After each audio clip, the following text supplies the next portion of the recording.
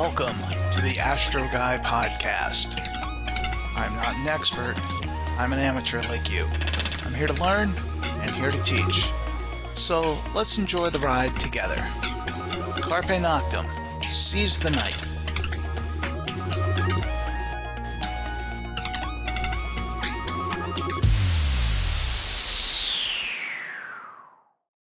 I'm your host, Wayne Zuhl, and this is the Astro Guy podcast.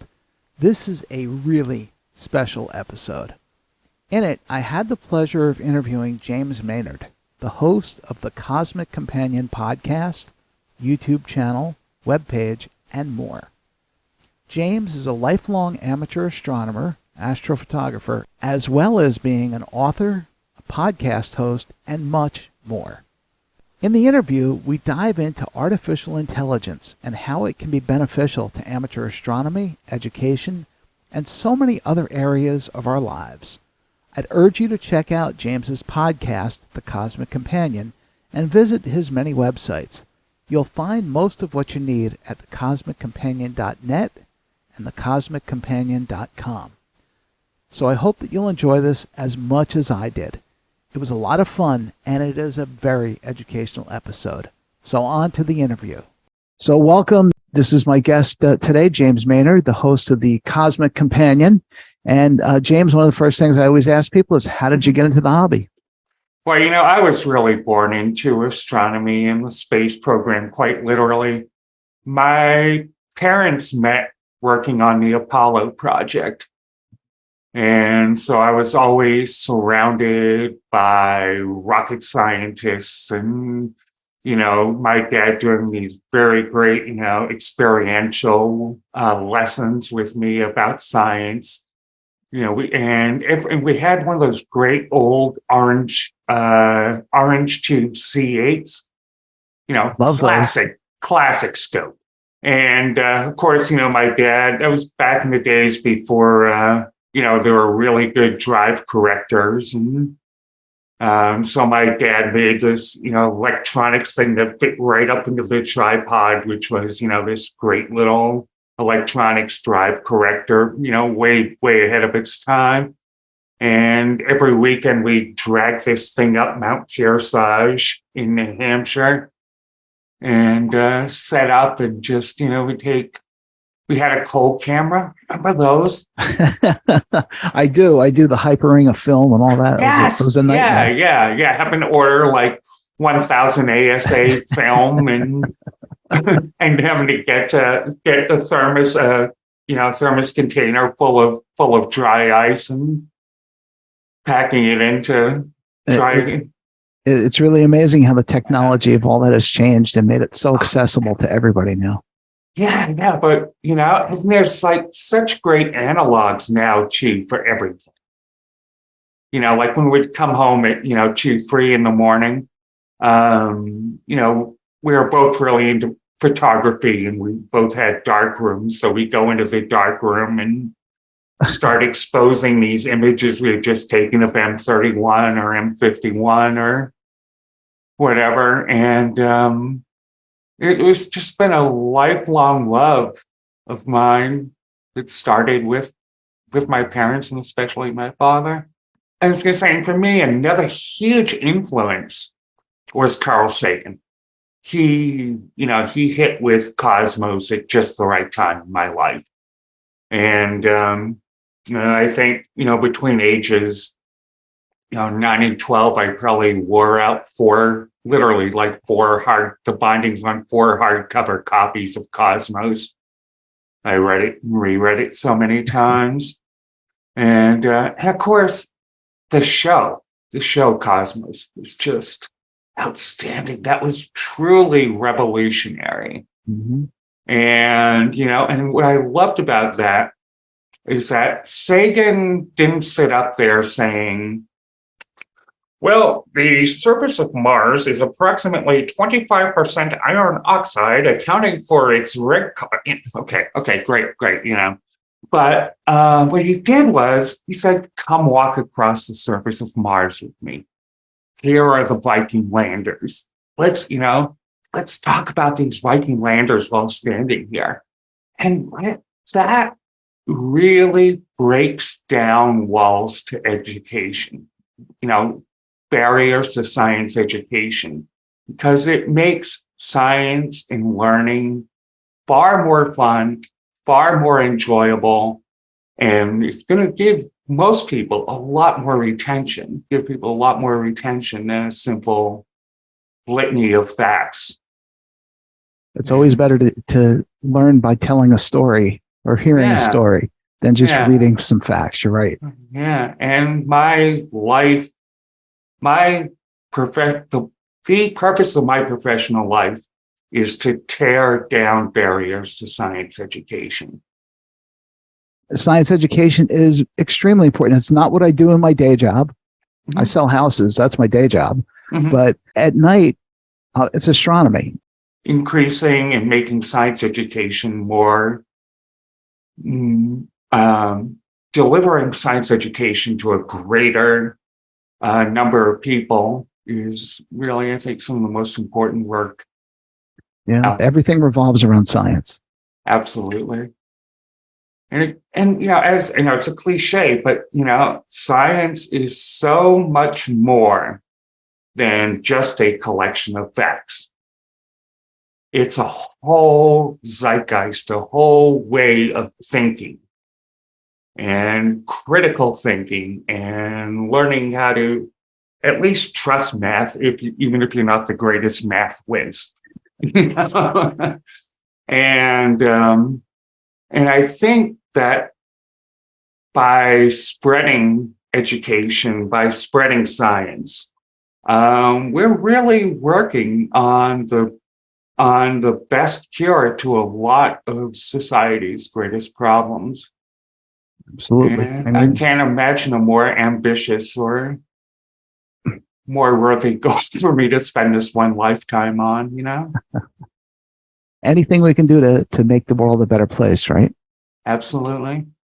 So I know one of the things that's very big in the news and is coming up a lot is artificial intelligence. And I know you've got some things about that and how that impacts astronomy. Yeah, absolutely. There's a whole new revolution. It's actually started back in the 1980s with the first models of what's known as generative AI or generative artificial intelligence. And what this allows users to do is to create new things, new works of writing and art, whatever, that did not exist before, based on huge models of what's been done previously. And the common outlets for that people may have heard of are ChatGPT, where you can write in, give me 500 words on the destruction of the Library of Alexandria. And then there are image-based applications, for instance, like DALL-E is probably the best known one, where you can say, create a picture of me of Hypatia in the Library of Alexandria. And it will create that. And the models they're using could be revolutionary for amateur astronomy. In what way? In the way that what it does is it looks at these models of things which have already been created. Okay, so we have all this big data from literally centuries of astronomy. We know where a heck of a lot of the stars are. We have the Sinbad database. We have Stellarium. We have all these other amazing outlets. So what you can do is, let's say you're taking a picture of M51.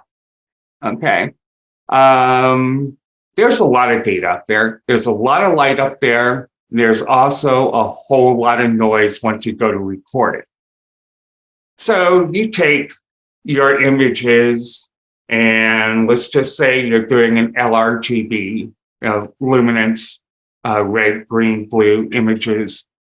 And when you take these, and I know most people out listening to this show are amateur astronomers, so just bear with me. But when you take these images, you're not creating one big full color image of the galaxy. What you're doing is you're saying, look at this tiny little, subset of the wavelength and create a black and white image of that. Do it again. Do it again.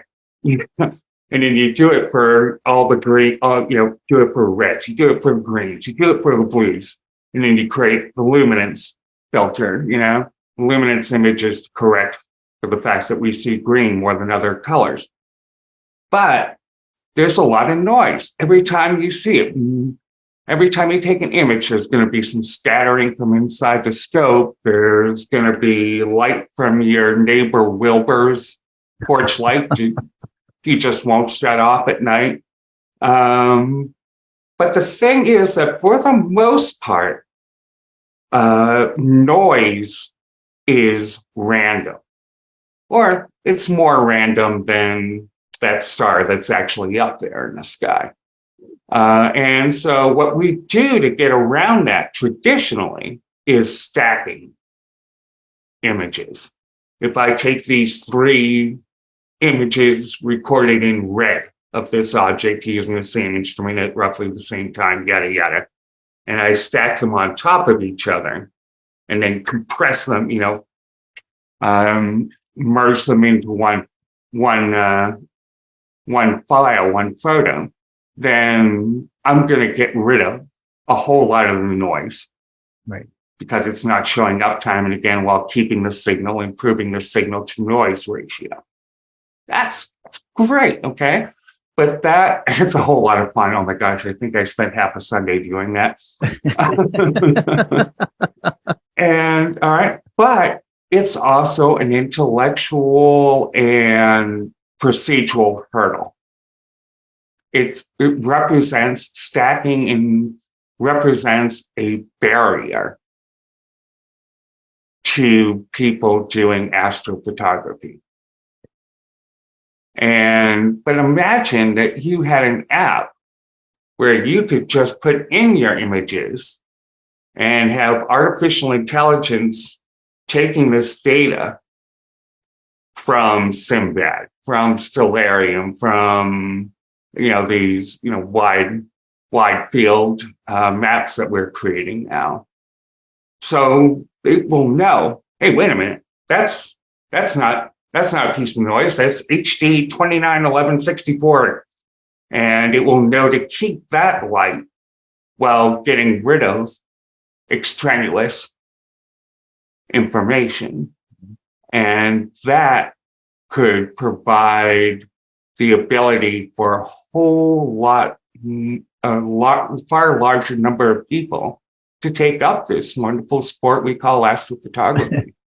And I think that Russell Croman has really made a big leap as far as that's concerned with his tools that he has for PixInsight. I know this is going pretty deep.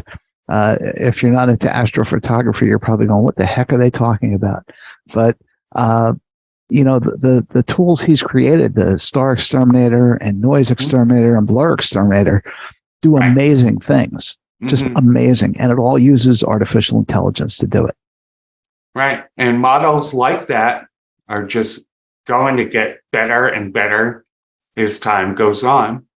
One of the challenges with generative AI is that it's a big universe out there. Okay. It's a big world out there. And this is still relatively a new technology. So, of course, as of this recording, it was just, I think the day before yesterday, that Google announced its Lambda, but wouldn't let anyone actually look at it. Did you hear this story? I haven't, no. They had an advertisement, like promo thing for it, where they wanted to show how good it was. And they asked it, what was the first image of just what was the first image ever taken of an exoplanet by a telescope? And it reported that it was the James Webb telescope, which took the first exoplanet image, which of course it wasn't.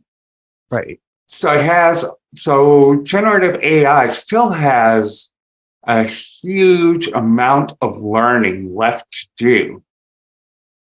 But that is a matter of degree and not a real matter of something real revolutionary that has to happen. The revolutionary step is there. Now it's just a matter of giving it more training. So there's the generative AI, which is, I'm guessing that's what the Mars rovers use to avoid bumping into boulders and things like that.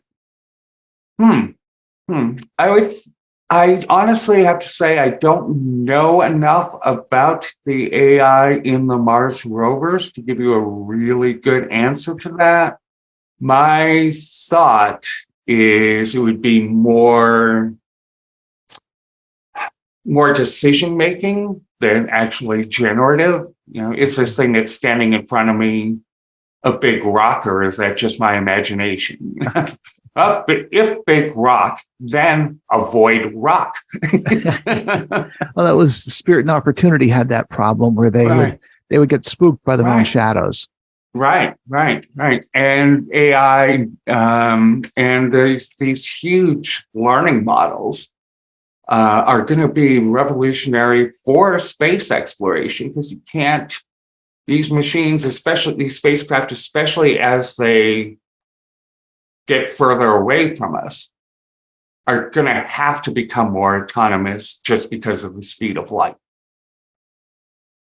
When you're on Mars, there's typically, of course, because the distance between our planets always changes, the time delay when you're talking between Earth and Mars changes, but it's typically around 5, 10, 15 minutes. Typically 10, 15 minutes. Now rovers going along, it says, there's this thing in front of me. I think it might just be a rock. At that point, if it has to stop and then send a signal to Earth, it doesn't get to the radio telescopes down here till 15 minutes later, let's say. Then the people here have to make a decision. Let's say, that could take a while in itself. And then they send the signal back up to the rover saying, you know what, go around that thing to the left, but make sure you get a good look at it. And so if you can speed up that process in non-dangerous situations, non-hazardous situations, then you're going to be able to cover a lot more ground with these rovers and do more great science. I think that's really important. Absolutely. So what are the type of things that are in our lives now where AI is really going to benefit people? They may be using it and not even realizing it. Right. Right now, I'll tell you what we're doing on our show. We use generative AI like crazy to produce our show. All right. I first start creating the script using ChatGPT, and I'll create probably 6 versions of it, and then take this part from this and that line from this version, and then this half a paragraph from this other version, merge them together, and then go through it with my human eyes and say, hey, what looks good, what sounds good, what facts do I need to check on this? Put it in your own voice. Yeah. And then use it to use other generative AI, typically DALL-E or Midjourney, which is another generative AI system, to create images for it. If I'm reading over the script and I say, wow, it'd be absolutely hilarious if I had an alien sitting on the moon wearing a cowboy hat. I can do it, and I'll create those type of images using generative AI. And then I use generative AI to especially to correct the audio tracks, and everything is all said and done. Oh. And so there's a lot of, I think, overblown wariness among a lot of otherwise well-intentioned people who worry that AI is going to be used, to cheat, to put up, create essay papers, let's say, for students. But if generative AI is used correctly, if you think of it, then what it's producing is not houses, but bricks. And having this endless supply of bricks is a great way to help you build a house. All right. It's not, if you don't use generative AI as a final product, but use it as the pieces of a much grander project, then it can become one of the most important tools we've had since the development of the internet. I think it's a really cool thing. Like I said, I just started playing around with Chat GPT for myself. I was using it to do some research on some famous astronomers, and it gave me some great summaries. Not all the information was correct, but it did give me some good summaries. And I also, I've used it in my real estate work as well to write descriptions of homes for listings, and it does a great job at that. And like you said, it does occasionally come up with wrong things. I had the other day, I had it asked ChatGPT to produce a list of astronomers who are influenced by the Apollo project, space explorers influenced by the Apollo project. And one of the names it gave me was Isaac Newton. Somehow I don't think so. No. All right. But this is really only the third iteration of its language model for ChatGPT. It's why it's called GPT-3. And the next version, which is going to come out of it, is supposed to be much more aware, much smarter, much more accurate. But right now, like I said, it's to make these systems more accurate and more useful. It's not a matter of having to greatly change something. It's really just a matter of creating larger models for it to understand and learn.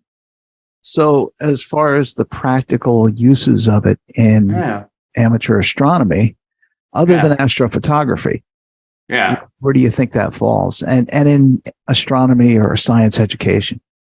Well, let's start with astrophotography, amateur astronomy. I went out last night and just dragged my equipment outside, and just because I was really wanting to take a good look at the trapezium. I mean, it was 45 degrees, and it was just such a gorgeous sight anyway, right? But what if we had, and this would be fantastic for beginning astronomers, is what if AI were to be able to tell when and where you are on the planet, so it could know what is up right now. And then it produces a tour of the night sky for you. And it could say, hey, guess what? Would you like to look at some planets? Because Jupiter's up there and looking real pretty, or maybe you want to see some nebula tonight. Oh, let's do a tour of nebula. Okay, well, there's M42. There's different nebula out there, and that makes learning more fun, and that makes amateur astronomy easier. And so that is going to make more people, I think, get into the hobby and learn more about astronomy, which is always a good thing. Yes. And I think but that's happened, hasn't it, with a lot of these? Yeah, I think a lot of these astrophotography products that are out there really make it easy. Yeah. Oh, absolutely. And this is just another step towards, but this can become more interactive. Like, okay, if I want to go out there and I want to say, okay, go to, such and such target, and it zips over to, the Pleiades. Okay, great. Now I want to, look at the Tarantula Nebula. Okay, whoops, and it can come on. That's fantastic. That is great. That breaks down barriers. But what about people who don't know about the Triangulum, or don't know about the Hyades cluster or M87? This can act as an actual instructor to them, guiding them around the night sky, which I think is the next step from where we are now. I think we're not far from that. We're not far from that. We are not far from that at all. You'll see things like that coming down the pike in the next year or two. And as far as in the classroom, where do you think AI is going to be a benefit? Right. This may be the most important aspect of all, is that, as I said, with our show, we're producing a show that should not be able to get out with the crew, with the size of the crew and the budget we have.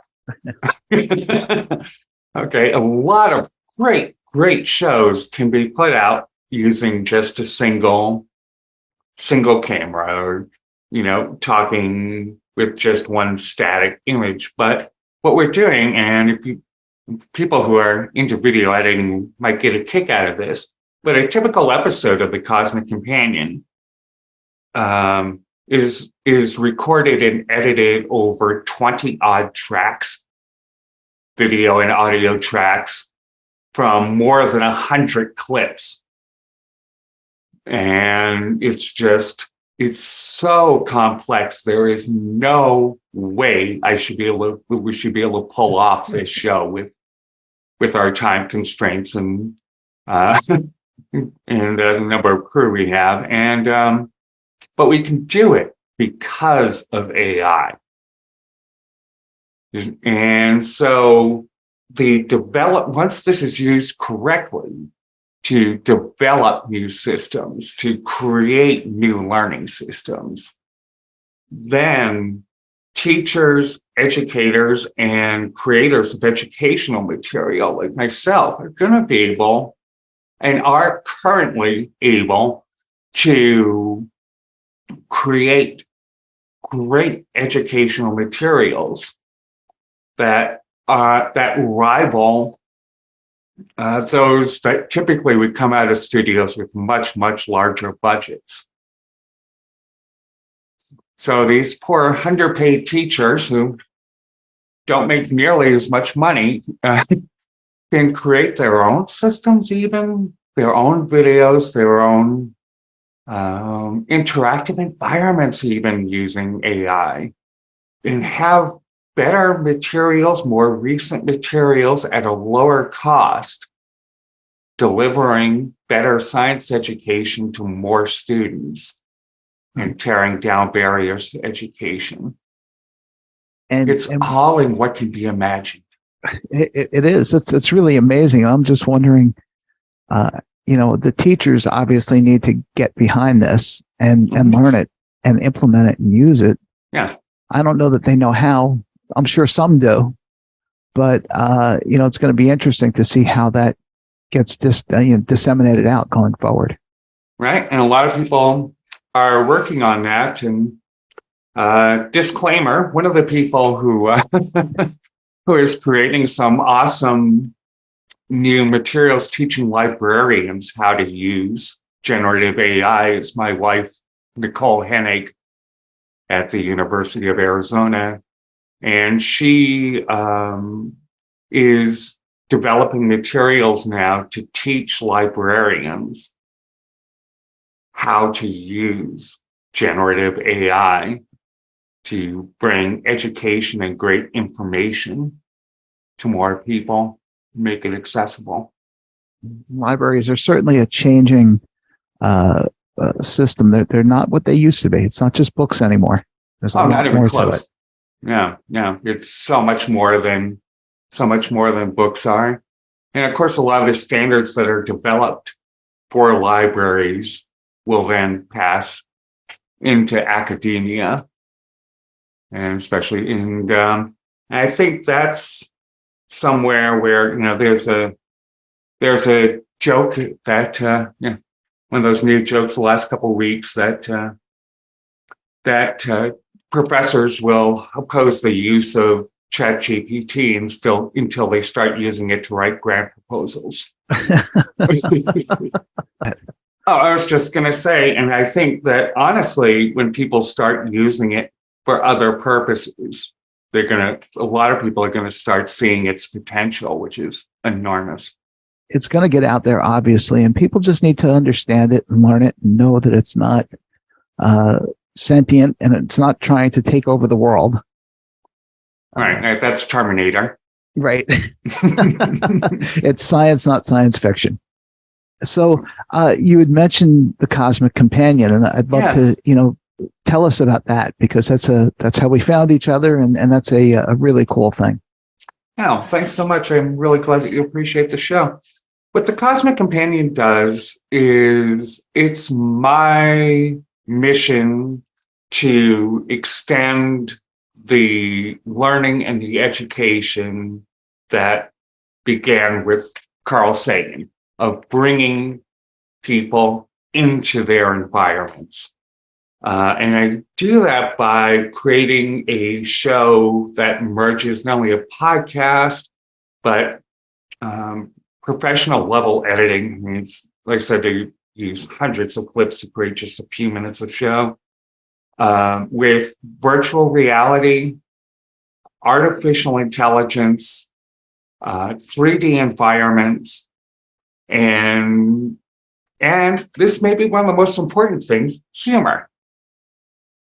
That's very important. Because people tend to think that science is boring. And you know what? A lot of times it is. All right. It can be very dry.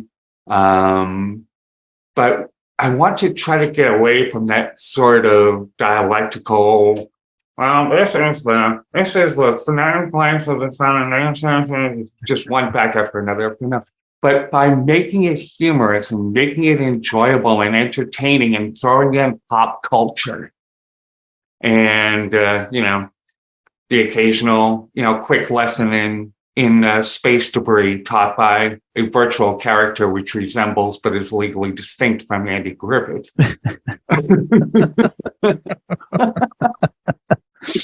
It's going to help people learn science, and especially kids.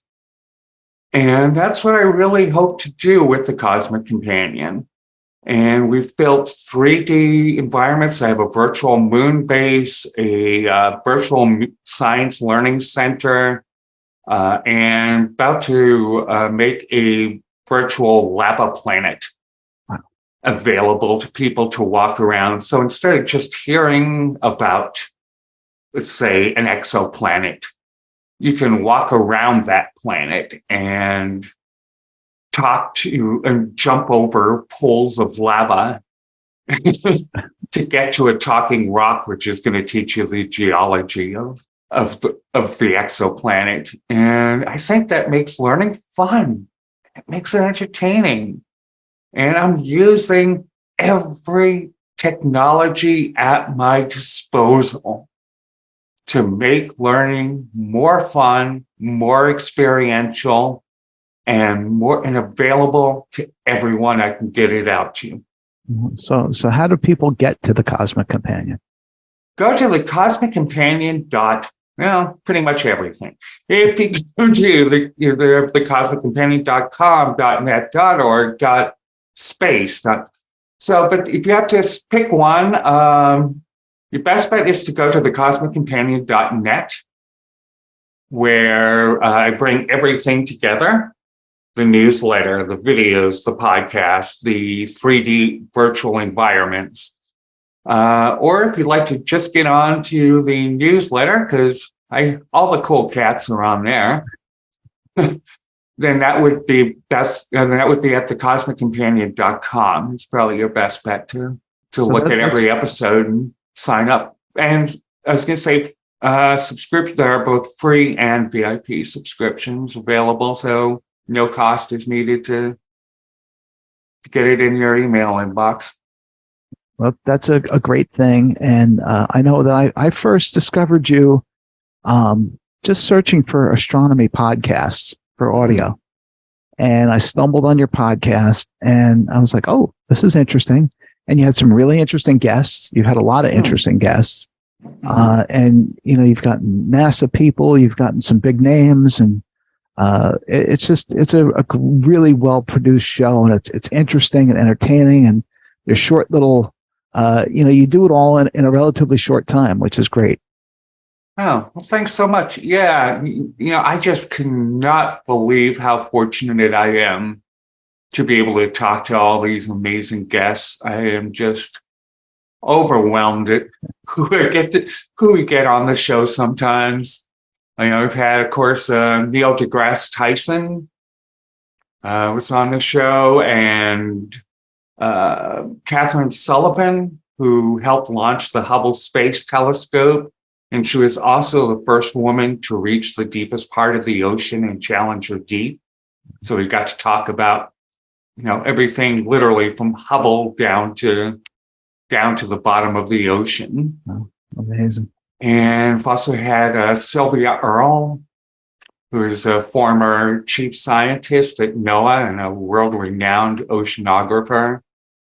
And I love this because I get a lot of guests from National Geographic and Scholastic books. And I get to talk to just some amazing people. I just can't believe how fortunate I am that I get to talk to all these incredible people. It's amazing to be able to do that and make a living at it as well, which is wonderful. Yeah, following a dream, it's a vocation. If it's what you're meant to do it. If you can, it's really, I find it a real loss that so many people are forced into working jobs they don't like just to live. Right. Yeah, if there wasn't that drag on the human dream, there's just so much more that could be done. If people could be sitting there writing their dream book, creating the play they've always had in their head, to do the astronomy podcast they've always wanted to do. I really think our human culture would just be enriched to such a degree. And I really hope that everyone, as many people as possible, are able to live out that dream that they have within them. And the internet makes it so much easier now to get great education than what we had before. I'm right now enrolled in Masterclass, which is a series of courses taught by some of the greatest minds in their field. I took science. I was able to take a course, an abbreviated course with Neil deGrasse Tyson in science communication. Just last night, I finished a course in comedy taught by Steve Martin.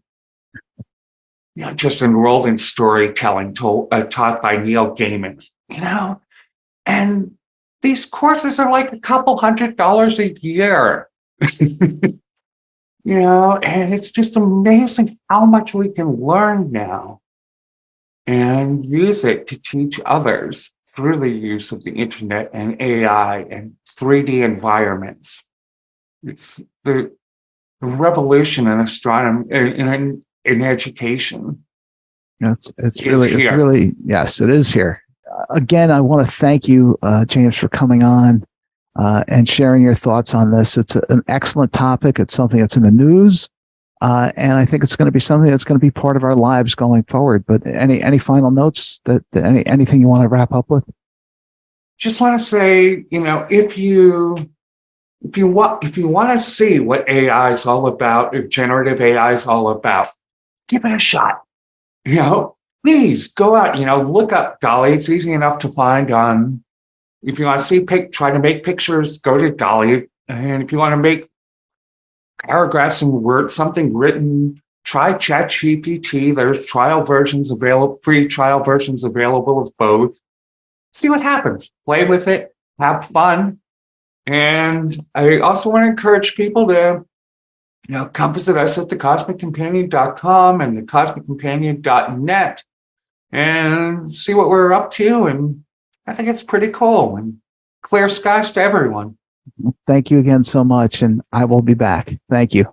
Excellent. Thanks, Wayne. Take care. Well, that's all for this episode. Thank you so much for tuning in, and I hope that you've found our time together to be fun and helpful. If you have questions or episode suggestions, please email us at astroguypodcast@gmail.com or leave us a text or a voicemail at 973-404-0380. If you're not already a member, please join the Astro Guy Podcast group on Facebook.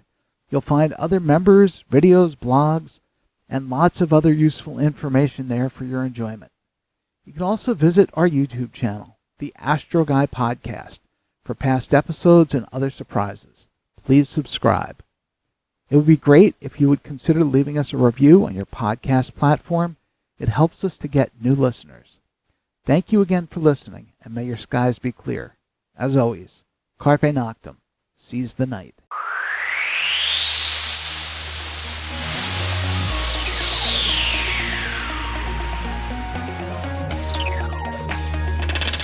I'm Wayne Zool, and this was the Astro Guy Podcast. Thank you for listening. As always, your questions, comments, and suggestions are welcome.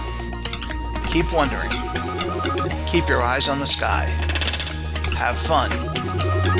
Carpe Noctem. Seize the night.